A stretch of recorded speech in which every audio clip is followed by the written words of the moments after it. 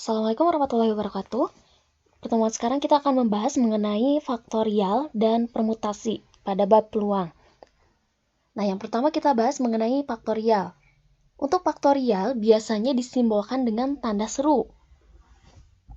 Maksudnya apa? Jadi yang dimaksud faktorial itu merupakan perkalian bilangan asli dari 1 sampai tak hingga, atau kita sebutkan sampai n. Kalau n-nya 100 berarti perkalian dari 1 sampai 100. Atau boleh dibalik dari 100 sampai 1. Nah, itu disebutnya dengan faktorial. Dinotasikannya seperti ini. Contoh n faktorial. Nah, di mana perkalian dari n sampai angka 1. Kalau n-nya 20, berarti di sini 20 faktorial sama dengan 20 kali 20 dikurangi 1 itu kan 19. Kalau dikurangi 2, 18. Berarti nanti sama aja dengan 20 kali 19, kali 18, kali 17, kali 16, dan seterusnya sampai kali 3, kali 2, kali 1 terakhir. Nah, contohnya seperti ini. 5 faktorial itu perkalian dari 5 kali 4, kali 3, kali 2, kali 1. Sedangkan kalau ada operasi penjumlahan ataupun pengurangan pada faktorial, masing-masing kita uraikan, jangan dijumlah terlebih dahulu karena nilai faktorial di sini itu bukanlah variabel. Jadi nggak bisa dijumlahkan jadi 5 faktorial, tapi kita uraikan. 2 faktorial itu 2 kali 1, kalau 3 faktorial 3 kali 2 kali 1. Yang ini hasilnya 2, kalau yang ini hasilnya 6. Sehingga hasil penjumlahan 2 faktorial ditambah 3 faktorial itu hasilnya adalah 8. Nah, bagaimana kalau untuk pembagian? Langkahnya sama seperti tadi, kita uraikan terlebih dahulu. Yang 10 faktorial kita uraikan 10 kali 9 kali 8 dan seterusnya sampai dikali 1. Sedangkan untuk 7 faktorial berarti 7 kali 6 kali 5 kali 4 kali 3 kali 2 kali 1. Nah, kalian bisa kalikan semuanya sekaligus atau karena operasi pembagian dan di sininya perkalian di masing-masing pembilang maupun penyebutnya, maka bisa kita coret. Kalau mau dikalikan semua boleh, berarti kalikan dari 1 sampai ke 10. Nanti hasilnya diperoleh sebesar 3.628.800. Dibagi perkalian yang di bawah, hasilnya 5.040. Sehingga diperoleh hasil 720. Ini langkah yang pertama. Langkah ini kalau misalkan di soal ujian, kalau angkanya terlalu besar, kalian gak mungkin harus mengkalikan satu persatu, pasti akan menyita sekali waktu. Jadi kita gunakan cara lain.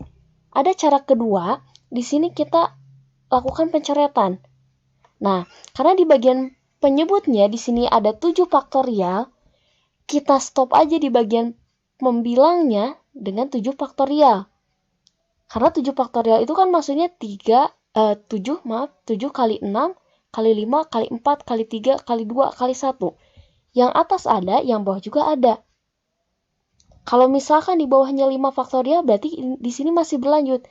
Kali 8, kali 7, kali 6, kali 5 faktorial. Seperti itu. Nah, kita stop di sini.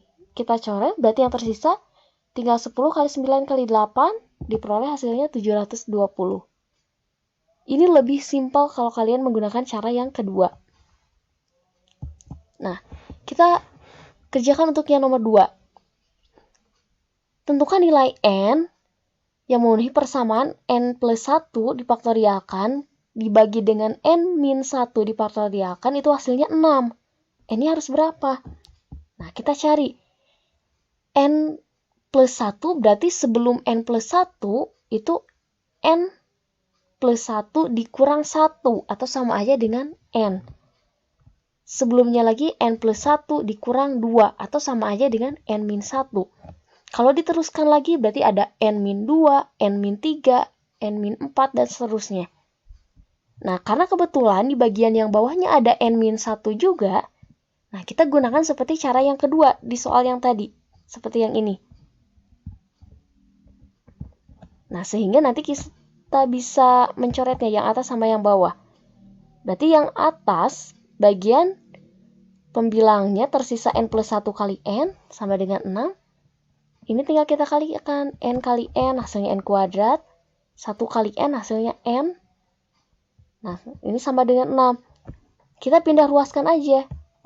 Karena di sini positif 6, berarti kalau ke sini jadi negatif 6.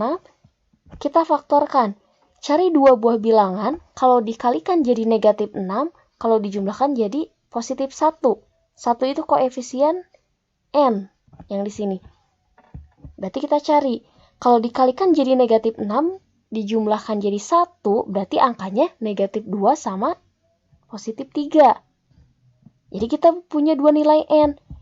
N-2 sama dengan 0 atau N plus 3 yang sama dengan 0. Dari yang sebelah sini kita peroleh N-nya sama dengan 2. Dari yang ini kita peroleh N-nya negatif 3. Nah, sekarang kita cari lagi karena untuk faktorial itu berupa bilangan asli. Kalau kita substitusikan negatif 3, negatif 3 plus 1, berarti negatif 2 faktorial itu nggak ada. Karena faktorial hanya untuk bilangan asli. Yang positif semua gitu. Sehingga yang memenuhi hanyalah N sama dengan 2. Ini untuk faktorial. Sekarang kita masuk ke permutasi. Nah, misalkan diketahui ada 4 angka, yaitu 1, 2, 3, dan 4, kita akan menyusunnya menjadi sebuah bilangan yang terdiri dari 3 angka. Tapi ada banyak sekali kemungkinannya. Ada 4 angka yang tersedia akan dibentuk bilangan yang terdiri dari 3 angka. Berarti angkanya bebas.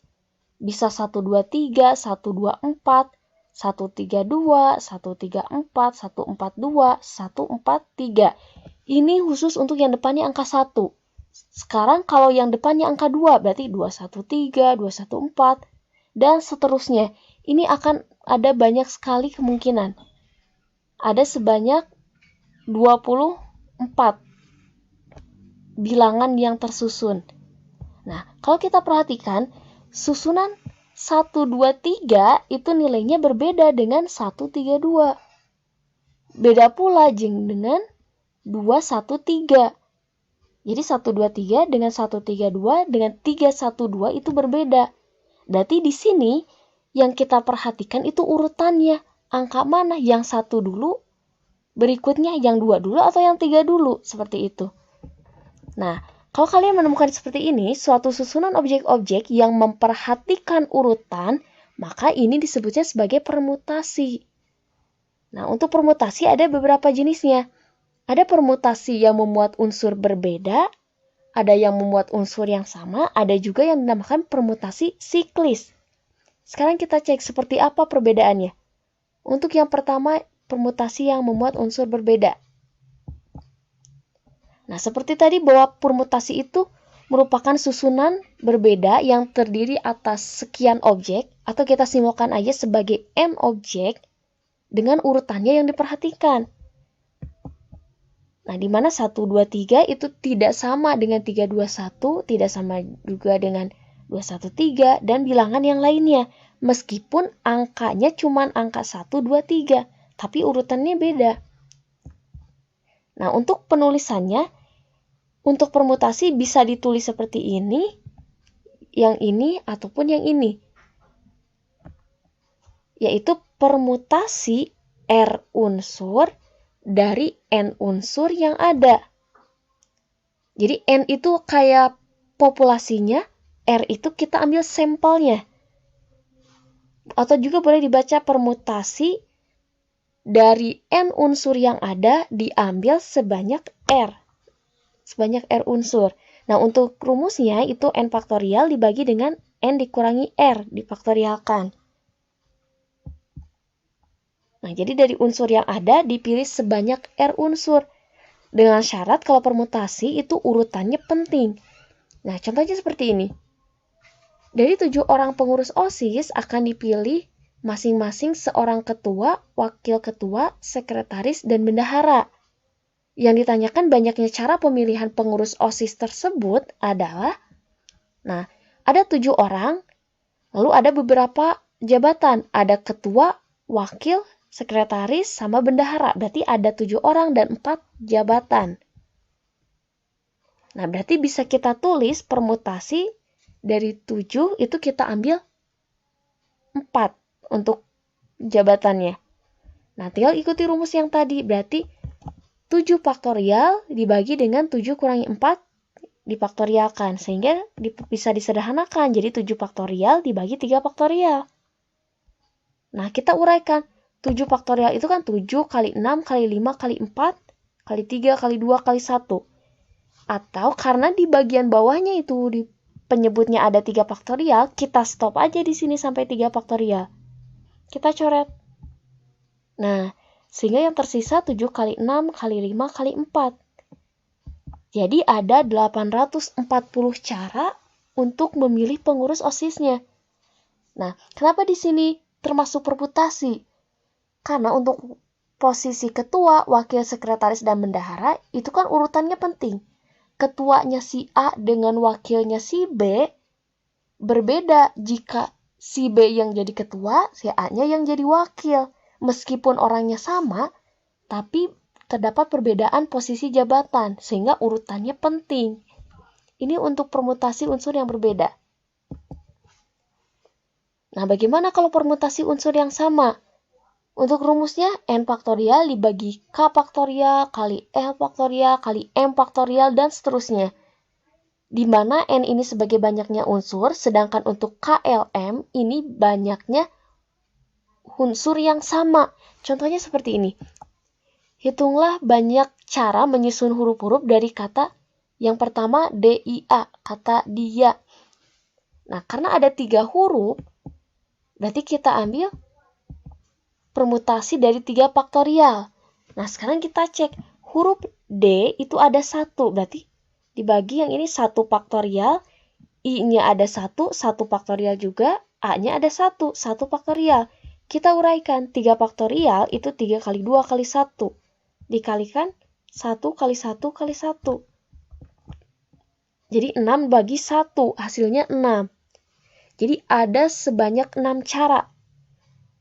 Nah, kalau kita data satu persatu, karena ini masih mudah, kata yang tersusun ada yang pertama dia, ida, aid, dai, iad, adi. Ada 6 kata baru yang terbentuk. Tapi kalian gak harus mendatanya sampai sini, cukup sampai sininya saja. Nah, untuk yang kedua, dari kata matematika. Ini ada 10 huruf yang ada di sini. Matematika, ini ada 10 huruf. Berarti permutasi dari 10 faktorial. Nah, sekarang kita cek. Huruf M-nya ada berapa? 1, 2. Berarti karena M-nya ada 2, berarti kita tulis 2 faktorial dikalikan huruf A-nya ada 3. 3 faktorial, T-nya ada 2 dikali 2 faktorial, sedangkan untuk E, I, dan K masing-masing ada 1. Berarti kita kalikan saja. Kali 1, kali 1, kali 1. Nah, kita sederhanakan. 10 faktorial itu 10 kali 9, kali 8, kali 7, kali 6, kali 5, kali 4, kali 3, kali 2, kali 1. Nah, tapi karena kebetulan di bagian penyebutnya ada faktorial, kita bisa bagi. Nah, di sini faktorial terbesarnya angka 3. 3 faktorial. Berarti udah aja kita stop sampai 3 faktorial. Jadi ini bisa dicoret. Nah, lalu ada di sini 2 kali 1 kali 2 kali 1 kali 1 kali 1 kali 1. Ini hasilnya 4. Berarti yang 4 di sini kita coret. Sisanya tinggal kita kalikan 10 kali 9 kali 8 kali 7 kali 6 kali 5. Sehingga akan diperoleh hasil 151.200.